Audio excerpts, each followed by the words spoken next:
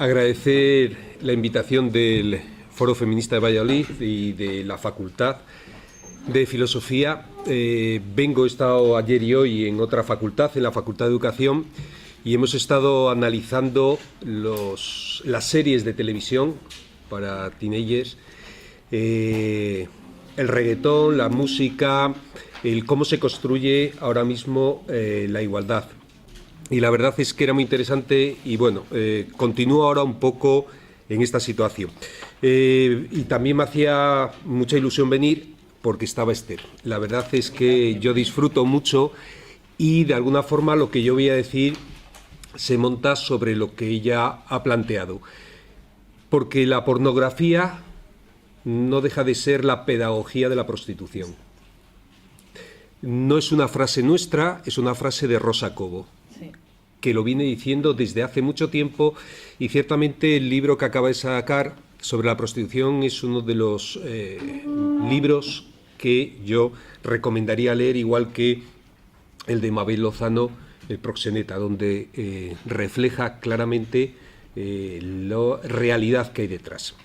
Yo voy a hacer lo más brevemente posible porque creo más interesante el debate.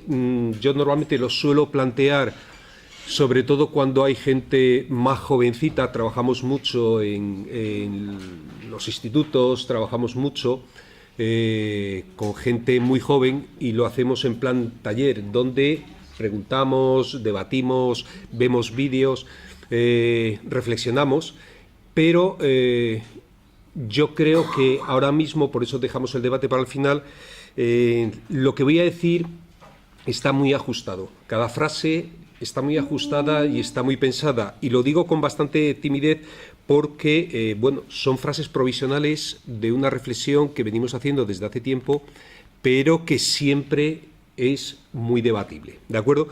Yo voy a hacer tres partes, una introducción, como los cuentos tradicionales desde pequeñitos y pequeñitas, ¿vale?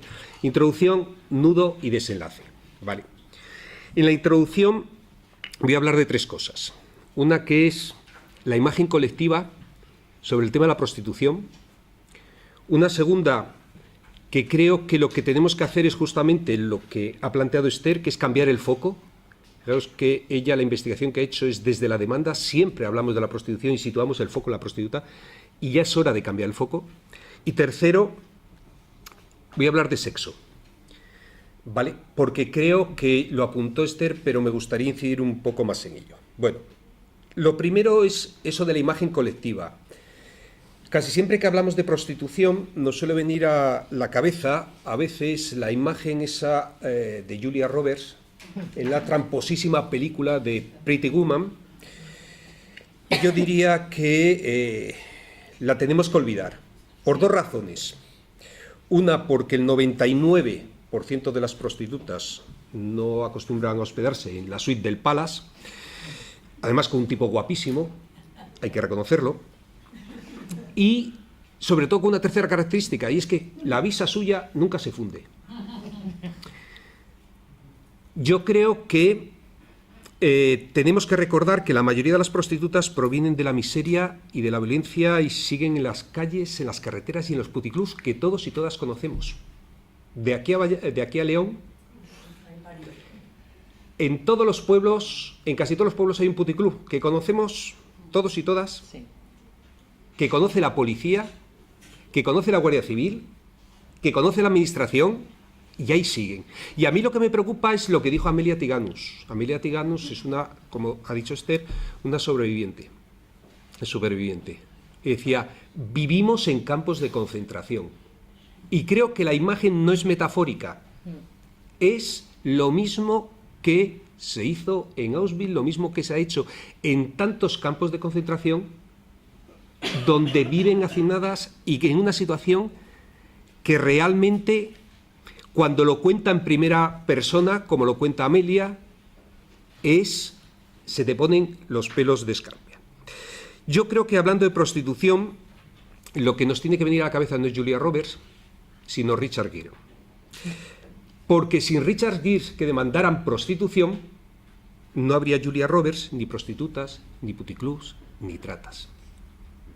Este es el asunto.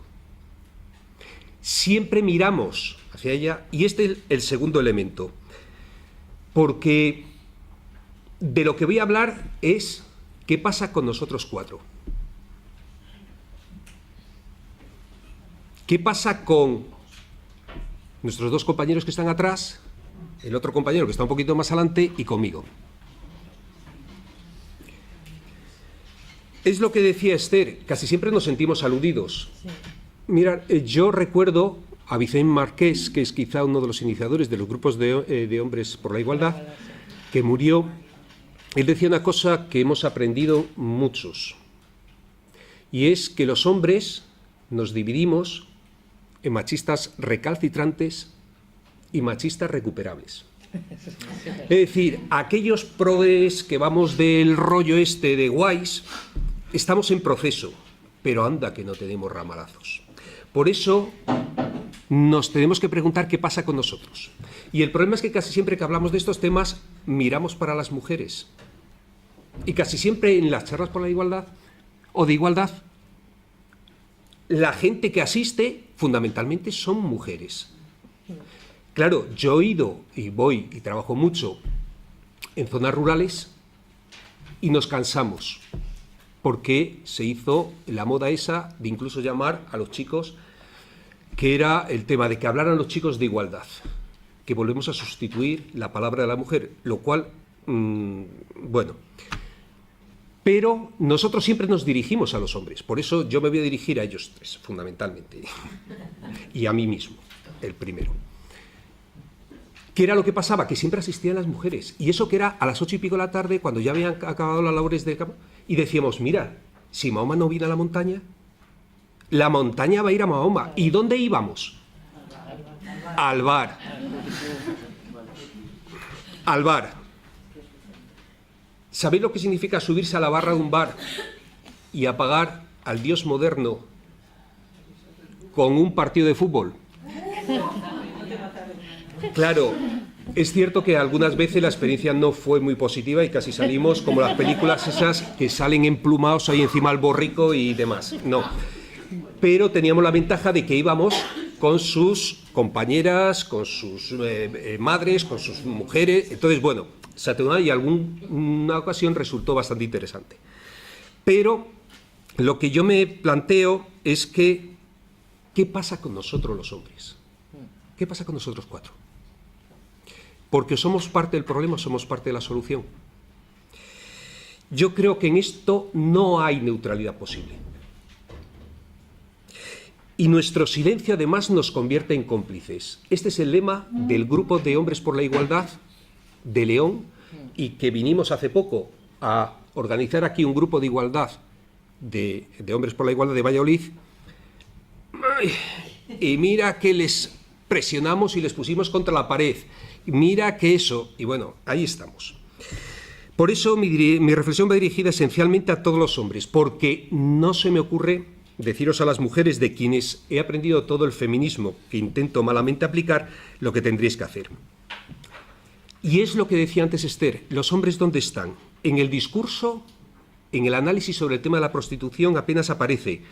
Y yo creo que son, o al menos deberían ser, los protagonistas de todos ellos. Y casi siempre lo que se mantiene es ocultos o invisibilizados. Por eso creo que hay que cambiar el foco.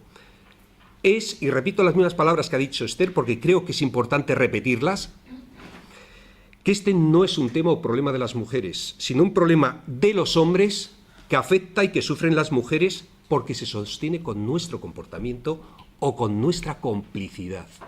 Y esto lo voy a abordar en el nudo, lo de la complicidad, porque es uno de los resultados de las investigaciones más potentes en este sentido. Y acabo con el tercer punto. Voy a hablar de sexo. Yo sí quiero insistir en algo que apuntaba Esther y que me parece importante, que cuando hablamos de prostitución no hablamos de sexo ni de sexualidad. No es una práctica sexual. Solo desde el punto de vista de los hombres prostituidores podríamos decir que tiene que ver con su genitalidad. Es decir, creo que detrás de la prostitución lo que hay es una visión profundamente patriarcal de la concepción del sexo en todo caso. Para las mujeres es un medio para obtener dinero, no sexo. Nada tiene que ver nada con su sexualidad. Y además, una cuestión básica, ahora que la compañera nos apunta... Nos ha hecho la entrada. Esto es spoiler, casi. Te lo estás soplando, ¿no? Ahí, se ha notado que me lo estaba soplando. Mirad, me parece muy importante esto. Yo quiero aclarar algo, por experiencia propia, Es decir, estoy hablando en primera persona. Los hombres no tenemos una sexualidad, una necesidad sexual biológica insoslayable. Claro. No tenemos una necesidad biológica sexual como el comer y el beber. No nos morimos si no practicamos sexo. Yo conozco a un montón de gente que no ha practicado sexo y no se ha muerto. Y no violan, ¿no? Y no violan. Es más, en todo caso se hacen una buena paja que relaja mucho. Es decir, no necesitamos violar a otro ser humano. De hecho, yo creo que todo el mundo que está aquí, preguntemos a nuestros compañeros, ¿a que habéis pasado por periodos de vuestra vida sin sexo? Sí, realmente. ¿Y os ha pasado algo? ¿Os ha salido algún tipo de brote? Bueno, por lo tanto, no nos morimos.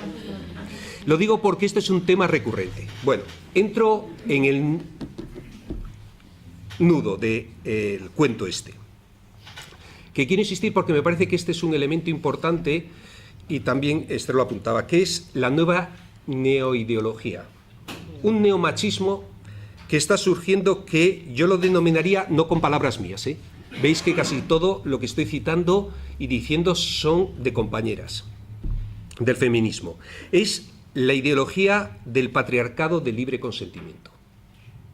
Y yo recomiendo en este sentido no solo leer a Esther, sino también a Ana y Miguel. El último libro sobre justamente el patriarcado de libre consentimiento, el neoliberalismo sexual, da en el eje y en el núcleo central. Aclarar antes de entrar en este elemento una cosa. A veces se dice que la prostitución es el oficio más antiguo del mundo. No es el oficio más antiguo del mundo. Es la explotación, la esclavitud y la violencia de género más antigua que los hombres hemos inventado para someter y mantener a las mujeres a nuestra disposición sexual. Esa sí que es una definición. Pues mirar, el patriarcado de libre consentimiento tiene que ver mucho con lo que Esther planteaba, el lobby proxeneta. El trabajo que tiene, esto es como un think tank, quiero decir, no solo se dedican a todo el tema del maltrato, de la violencia, sino que tienen un equipo de abogados muy potentes. Yo tengo que discutir con ellos en platos televisivos y no os podéis ni imaginar cómo funcionan. El equipo de abogados que hay detrás es potentísimo. Y la presión de este lobby proxeneta para regular la prostitución como una profesión. Hago un paréntesis. ¿Sabéis lo que significa regular la prostitución como una profesión? Significa que tiene que haber una formación profesional, que las competencias se tienen que establecer, los sistemas de evaluación y el nicho laboral donde, por lo tanto, los niños... Yo soy de educación y a mí me preocupa esto, y en esto voy a insistir bastante. En la escuela, el compañero de pupitre sabrá que si tiene dinero puede comprar a su compañera. Claro. En el futuro. Y ella sabrá que su nicho laboral posible, e incluso a veces, como ya ha pasado en Alemania cuando se ha regulado, obligatorio, para seguir manteniendo a su hijo, su hija, porque si no, no tiene el subsidio y tiene obligación, por lo tanto, de asumir ese empleo, será ser puta. Por lo tanto, digo que el lobby proxeneta está utilizando ahora la ideología neoliberal con este modelo del patriarcado de libre consentimiento para proponernos regular, este es el término, regular la prostitución como si fuera una profesión, establecer leyes para ello. Yo digo siempre que el neoliberalismo trata de convertir todo en la vida en una mercancía. Ha conseguido convertir el agua ha conseguido convertir los recursos minerales, ha conseguido privatizar los servicios públicos, convertirlo, incluso la educación, la sanidad, todo lo que toca es como el rey Midas. Lo convierte en negocio para unos pocos. El bien común desaparece. Y llega incluso a convertir en mercancía a los seres humanos y, de hecho, en el caso de la prostitución, utiliza estos dos elementos complementarios: el consentimiento y la libre elección. Yo planteo lo siguiente, siguiendo a Ana de Miguel, en esto. Toda relación de compra-venta en la economía neoliberal parece convertirse en admisible si supuestamente hay consentimiento de por medio. Y por lo tanto, en nuestra sociedad neoliberal, si una mujer afirma consentir prostituirse o alquilar su útero, es no la hermana pequeña, sino la hermana de la prostitución. Esto, por lo tanto, se convierte en aceptable. Pero lo que planteamos es que este supuesto consentimiento, y digo supuesto consentimiento porque es muy difícil demostrar que alguien dice, y es que yo quiero ser puta, excepto, veremos las que lógicamente viven de esto, en los platós televisivos o publicando. Pues el supuesto consentimiento considero que no puede ser un atenuante de ningún tipo de explotación o de vulneración de los derechos humanos. Me pregunto, ¿puede elegirse libremente consentir la explotación y la violencia de género? Yo recuerdo todavía, no sé si recuerdan, igual la generación más joven no lo recuerda, pero la película Lo que el viento se llevó. Ahí os pongo por testigo. Efectivamente, la protagonista era Scarlett O'Hara y era la guerra de secesión en Estados Unidos. Y es el momento de la liberación de los esclavos y de las esclavas en el sur, y la esclava de la protagonista, de Scarlett O'Hara, que su nombre solo es Mami, y todo lo que supone detrás de la Mami, Mami, levanta también el puño al cielo, alza el puño gritando al cielo, en la imitación de Scarlett O'Hara, diciendo: yo quiero seguir siendo esclava. Yo quiero seguir siendo esclava. Yo creo que los derechos humanos se han establecido para poner límites a determinadas formas de explotación, sea la esclavitud, sea la venta de órganos, aunque haya algunas personas que quieran mostrar que es una libre elección individual. Son derechos colectivos, no sujetos a rebajarse, ni interrumpirse, ni eliminarse por deseos, sean ficticios o reales. Yo no voy a entrar en esa discusión. Yo creo que son, en general, que se dice, que se desea, pero que no es real, por deseos individuales. Son una explotación y un abuso sexual al margen del consentimiento de la víctima. Esto es lo que yo quiero subrayar. Y me pregunto, ¿las mujeres que libremente consienten o eligen seguir con sus maltratadores, por eso dejan de ser víctimas del maltrato? ¿Por eso debemos regularlo entonces mientras sufren el maltrato? Yo creo que esto acabaría con estas tediosas discusiones acerca de prostitución libre o forzada, o las elaboradas diferenciaciones entre trata y prostitución. Yo creo que carecen de sentido bajo esta óptica. Hay trata porque hay prostitución, del mismo modo que había tráfico de esclavos porque había esclavitud. Es cierto, yo lo reconozco, porque he tenido que discutir a veces con compañeras en este sentido, con mujeres que viven de ir a los platós de televisión y de radio, y también de publicar libros, anunciando las bondades de la prostitución como oficio y recomendándoselo a las demás. Pero creo que la actitud democrática ante la esclavitud se basa en el rechazo a un estatuto degradante para la dignidad humana, a la conculcación de un derecho humano, el rechazo a la conculcación de un derecho humano, no en la percepción que cada esclavo o cada esclava pueda tener acerca de su condición. Yo les remito a que lean también, porque me parece fundamental, el informe que sacó el Parlamento Europeo en el año 2014 sobre la explotación sexual y la prostitución y su impacto en la igualdad de género. Decía textualmente: la prostitución representa una forma de esclavitud incompatible con la dignidad de la persona y con sus derechos fundamentales. lo ha estado describiendo, lo que era en la realidad Esther. Además, cuando se nombran esos términos, nos sentimos incómodos e incómodas, porque tienden a no nombrarse. Todos los eufemismos que tenemos en torno tienden a ocultarlos y minimizarlos. Y sigue diciendo, constituye una de las violaciones de los derechos humanos más atroces y es una forma de violencia contra la mujer. Pero continúa con algo que a mí me parece tan interesante, tan fundamental o incluso más crucial a la hora de plantearnos el futuro, porque es que esto no afecta solo a las prostitutas, afecta a todas las mujeres, afecta a todas las niñas.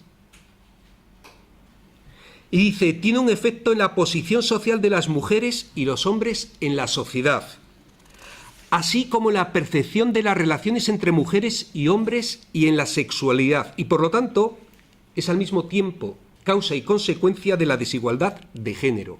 Y explica que toda política relativa a la prostitución repercute en la consecución de la igualdad de género, afecta a la comprensión de las cuestiones de género y transmite mensajes y normas a la sociedad. Y esto es en lo que voy a entrar, en cómo transmite mensajes y normas a la sociedad. Y tiene que ver con las consecuencias que tendría convertir la prostitución en una profesión. Señalo 4, las más importantes, brevísimamente. 4 consecuencias que a mí me parecen básicas. La primera, la he dicho hace un momento. Si convertimos esta violencia en una profesión como otra cualquiera para las mujeres y las niñas y los niños, ¿cómo podremos educar para la igualdad en una sociedad donde las chicas sabrán que su futuro laboral puede ser prostitutas y los chicos sabrán que pueden usarlas si tienen el suficiente dinero para pagar por ello? ¿Cómo podremos educar en la igualdad? En las escuelas, que yo me dedico a eso. Nos lo preguntamos, Segunda consecuencia. ¿Podemos convertir en una profesión una forma de violencia de género?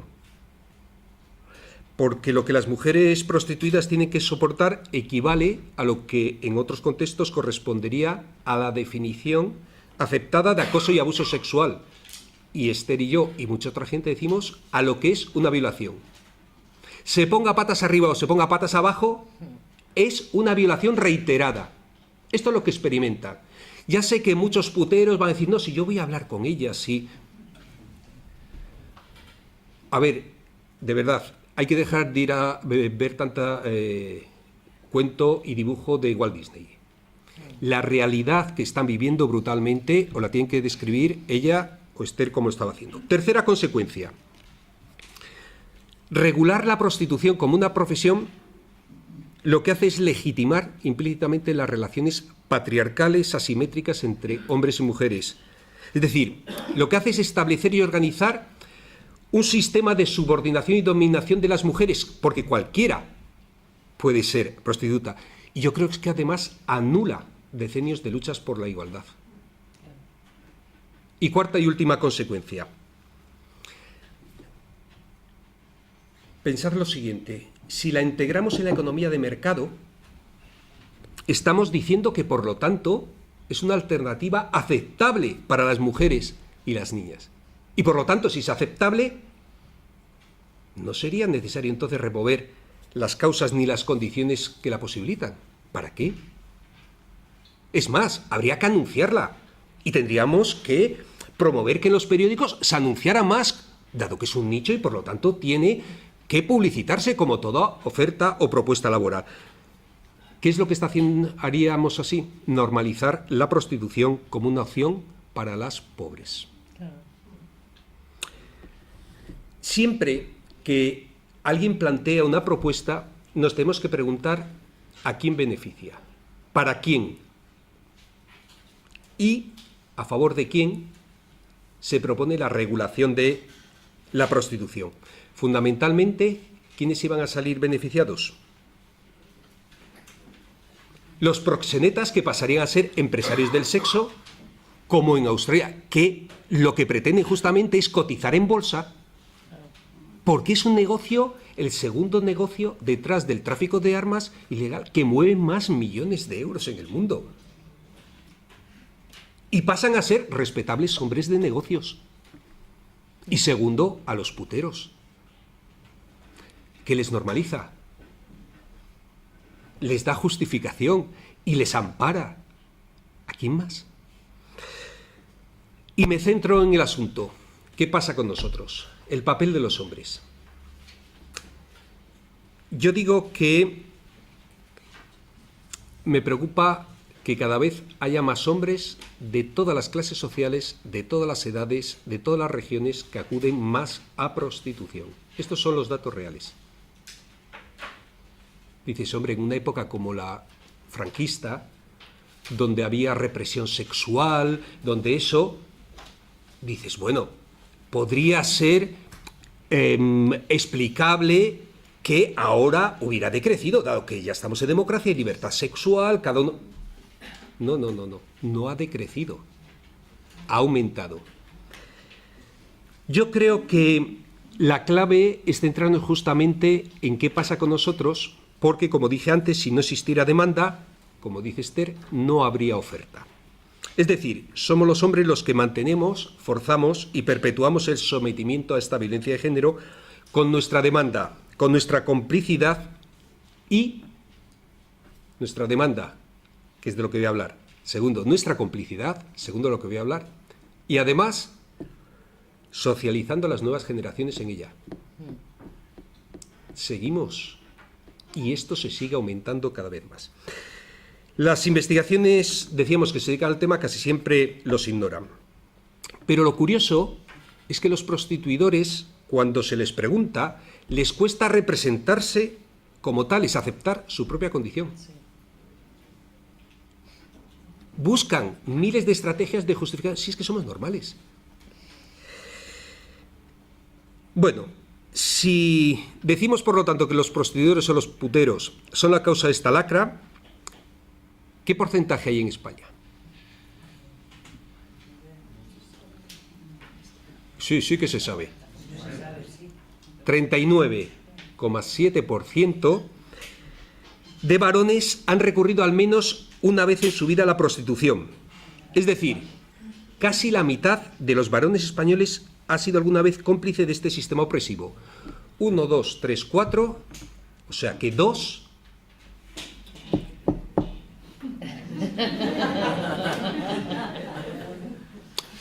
Siempre que hago esto, suele producirse esto. Claro. La pregunta es, ¿cómo miraríamos en esta sala a algunos de los varones aquí presentes si supiéramos que son maltratadores? ¿Qué exigiríamos si además hubieran sido denunciados? Sin embargo, aceptamos implícitamente que buena parte de los hombres que aquí estamos podríamos ser prostituidores, clientes y usuarios de esta violencia de género sin ruborizarnos. Es más, casi siempre suele pasar, sobre todo con gente más joven, que en algún momento surgen, y además de forma habitual, comentarios cómplices, insinuaciones, alusiones, que se acaban convirtiendo en motivo de chascarrillo, sobre todo los más jóvenes, inmediatamente. Todo en la socialización, en el machismo es brutal. Y el problema es que lo hemos minimizado porque lo hemos normalizado. El humor asienta los estereotipos, lo hemos dicho y redicho 50.000 veces, y lo mantenemos. Fijaros, si nosotras y nosotros, que estamos más o menos concienciados, que estamos en un curso de igual,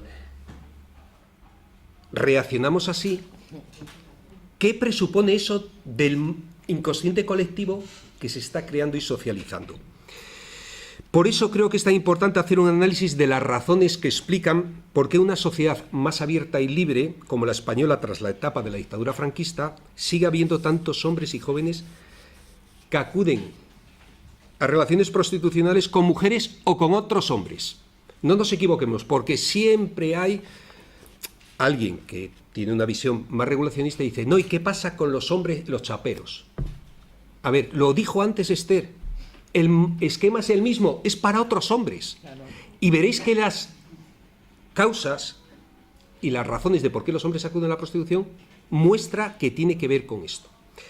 La mayoría de los estudios e investigaciones en profundidad sobre este tema llegan a 3 grandes conclusiones. O yo resalto por lo menos 3. Una que tiene que ver con España y otra que tiene que ver con el futuro. La primera, diría que un número creciente que eso es lo preocupante. Un número creciente de hombres busca a las prostitutas más para dominar que para gozar sexualmente. Es decir, en las relaciones sociales y personales experimentan una pérdida de poder y de masculinidad tradicional y no consiguen crear relaciones de reciprocidad y de respeto con las mujeres con quienes se relacionan. Este es el problema, que cuando vosotras os empoderáis y empezáis a decir: no, ¿cómo? Que también me tienes tú que seducir. No, que también tienes que contemplar mis necesidades. Oyes, no, que también es que yo quiero... ¡Ay, qué cansado es esto! ¡Madre mía! ¿Que tú qué? Y otros reaccionan sintiéndose muy inseguros y muy amenazados en su masculinidad tradicional, en nuestra masculinidad tradicional. Son estos los hombres que buscan la compañía de las prostitutas, porque lo que buscan en realidad es una experiencia de dominio y control total sobre las mujeres que exigen, con ansia y demanda creciente, y además que sean cada vez más jóvenes, más diversas, con más variedad. Y tenéis que ver los anuncios publicitarios, que es que clama al cielo, que es una de las campañas que estamos haciendo también en ese sentido. Parece, yo tengo la sensación de como si una parte importante de la humanidad, la mitad, algo menos de la mitad, que somos los hombres, que acuden a la prostitución, tuviéramos un problema serio con nuestra sexualidad, no siendo capaces de establecer una relación de igualdad con las mujeres, que sois el 52% del género humano, y que seguimos creyendo que tenéis que estar a nuestro servicio, ¿eh? Y no nos olvidemos que aunque tengamos eso, seguimos teniendo muchos ramalazos, incluso la gente más progresista. Yo tengo la sensación es como si cada vez que las mujeres en general conseguís mayores cotas de igualdad y de derechos, hay muchos hombres que no fueran capaces de encajar una relación de equidad y recurrieran cada vez con mayor frecuencia a estas relaciones comerciales por las que consiguen, pagando, ser el centro de atención exclusiva. ¡Ay, papi, tú eres el más grande! Esos son citas textuales de investigaciones en prostitución. Es como si regresáramos a la etapa infantil de egocentrismo intenso, se diría en psicoanálisis, y además buscando relaciones que no conllevan ninguna carga de responsabilidad, de cuidado, de atención, de respeto, de equivalencia. Aquí te pillo, aquí te mato. Una segunda conclusión que me parece importante también destacar, y esto tiene que ver con España, es que los estudios nacionales que se han hecho en España, es que aquí, en nuestra patria, somos un país donde el consumo de prostitución está menos desprestigiado. Es decir, las encuestas indican que casi el 30% de los hombres españoles acude de forma habitual a la prostitución, habitualmente, el 30%, pero acude sin que se le reproche socialmente. Y no veáis las broncas y los problemas que hemos tenido cuando hemos ido a la puerta de los puticlubs a entregar hojas diciendo: esto que estás haciendo es violencia de género extremo contra las mujeres. Tú estás siendo cómplice o siendo protagonista y agresor, no solo porque no se reconocen, sino porque está socialmente aceptado. De hecho, parece que no solo hay un consentimiento social tácito, sino claramente explícito, en mantener estas estrategias y formas constantes que alivian la responsabilidad de todos estos hombres que inician, sostienen y refuerzan esta práctica.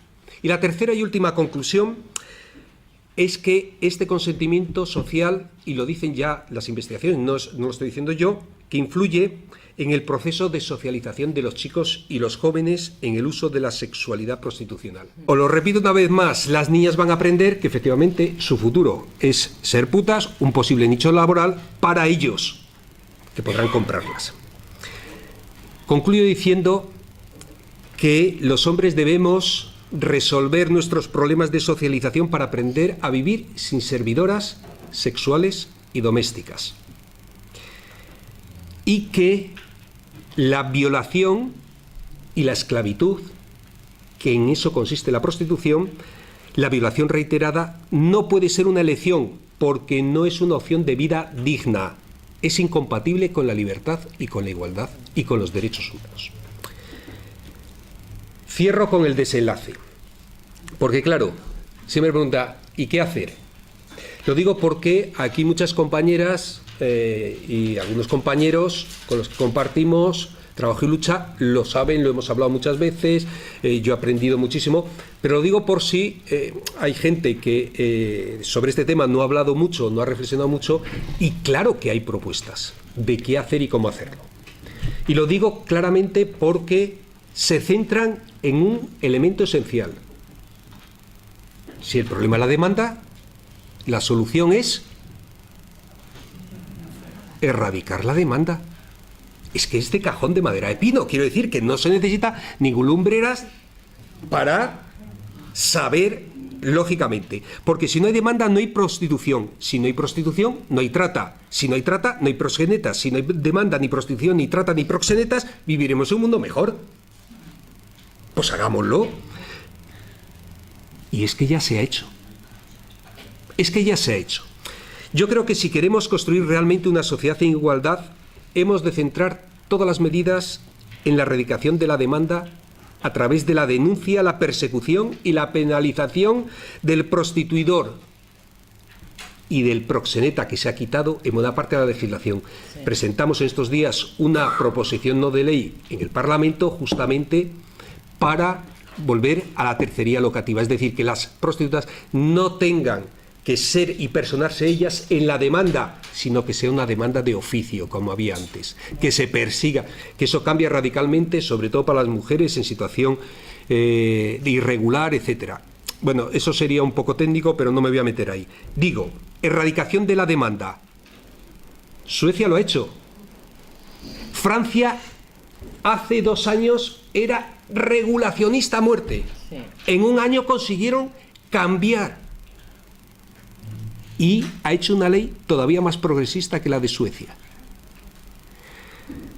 donde se penaliza a los hombres que compran a mujeres o niños o niñas con fines de comercio sexual con penas de cárcel, en Suecia de hasta 6 meses o multa, en Francia más, porque tipifica esto como delito de violencia remunerada. En ningún caso se dirigen contra las mujeres ni pretende su penalización o su sanción, porque la prostitución, y esto me parece muy importante, es considerada como un aspecto de la violencia masculina contra las mujeres, niñas y niños. De hecho, la ley sueca se inició con un lema de libres en la calle, libres en la casa, libres en la cama. Y era una ley por la paz, la libertad, no me acuerdo muy bien cómo era, pero era en sentido positivo el término. Por lo tanto, yo creo que el cambio pasa por plantear, como dijo Esther muy bien, un sistema económico justo. Si las mujeres no cobraran, si las mujeres tuvieran acceso, si no tuvieran techo de cristal, tal, claro, es que en esas condiciones es por eso por lo que muchas se ven obligadas a optar por la prostitución. Un sistema económico justo y sostenible que incorpore en igualdad a ambos sexos. Segundo, por perseguir a las mafias y no favorecer su instalación en nuestro país con leyes permisivas y eurovegas. Es decir, acuérdense de que Esperanza Aguirre promocionaba eurovegas como la panacea, porque por el trabajo ahora ya ponemos lo que sea, desde CIES a, no voy a decir más, a más OTAN, etc. Por transformar también, tercera medida, la mentalidad de esos varones, no solo con cárcel y multas, sino también con educación, y no solo con la educación formal. No convirtamos a la escuela en un cubo de basura. Se llama así, en organización escolar se llama garbage, es cubo de basura, que parece que todos los problemas sociales tiene que solucionarlo la escuela. No, no. La escuela puede hacer lo que puede, pero la educación y la socialización no es solo la formal, es la informal. Y los medios de comunicación, hay topas con el tema de censura. No, es que se está promoviendo un modelo y hay que entrar. Igual que en el porno, la pedagogía de la prostitución. Y finalmente, porque los derechos de las mujeres dejen de ser derechos de segunda y siempre aplazados para otro momento. y siempre aplazados para otro momento, porque parece que esto nunca toca.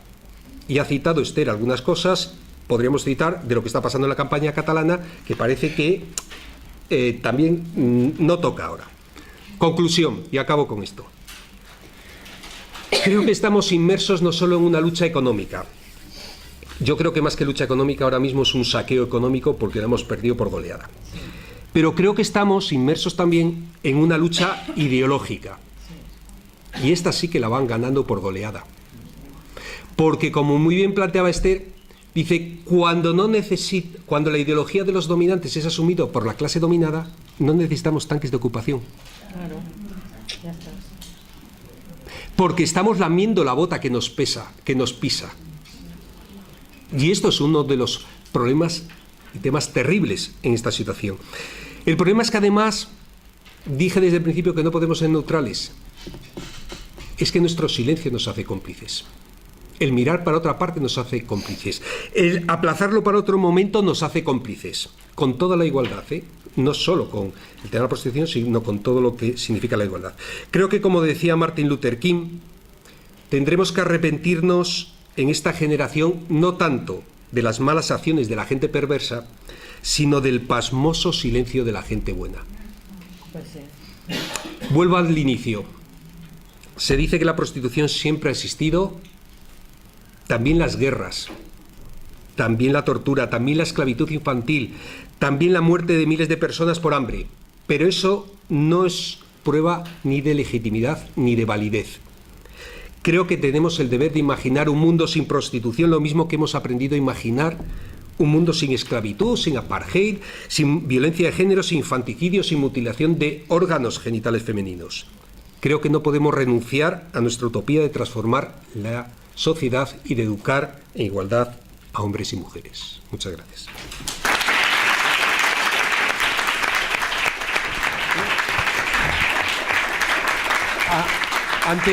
Antes de pasar al debate, levantar la mano, por favor, quienes habéis visto el vídeo viral de Hola Putero.